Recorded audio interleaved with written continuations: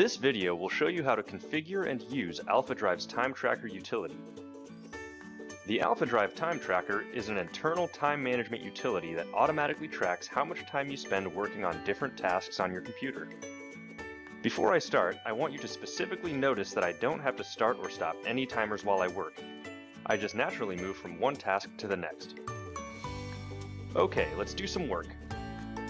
First, I'll open a document from my AlphaDrive for Aaron Aronson and make some changes.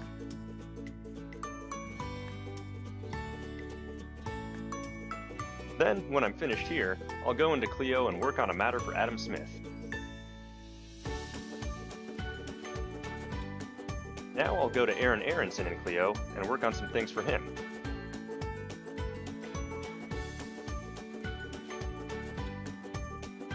To bill your time at the end of the day, go to Finance on your AlphaDrive ribbon and open your Activity dashboard.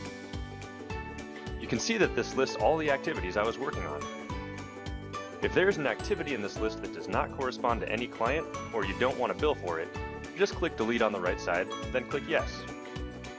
Another thing you may notice is that any activities that can be tracked to a specific client or matter are already organized by the matter they relate to. You can assign a client and matter to anything in the Unknown category in the next window. Or if you select an activity for a client as well as an unknown activity, it will automatically be assigned to the same client and matter as the other selection. On the right side of each activity, you'll see several different columns. First, there's a column that shows what time each activity was started. The next three columns display different time values that you can use for time entry purposes. The tooltips explain specifically how time is tracked for each value. Simply select which value you would like to use in your time entry for each activity. You should almost always use the recommended timer. If you want to create individual time entries for each activity, just choose the timer for one item. If you want to batch multiple items together into one time entry, select multiple timers. For this example, I'll be creating a time entry for Aaron Aronson, so I'll select the recommended time for the document I edited, as well as the time I spent in Clio. Once you've selected the time values for the activities you want to create an entry for, just click New Time Entry. This brings you to the time entry window where you can add a description, add a user, change the time value, and change the matter. Because I selected multiple items, you'll notice that the time for both activities has been added together.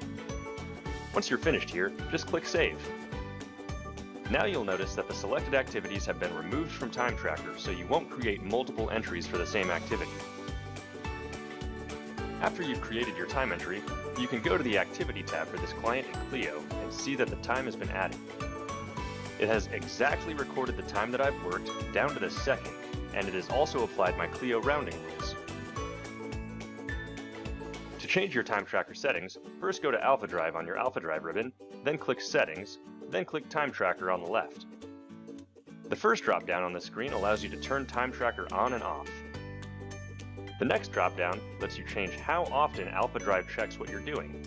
Changing this to longer time values will make TimeTracker less accurate. The next setting allows you to configure how long you can remain idle before TimeTracker notices. You can also choose whether or not to create entries for your idle time.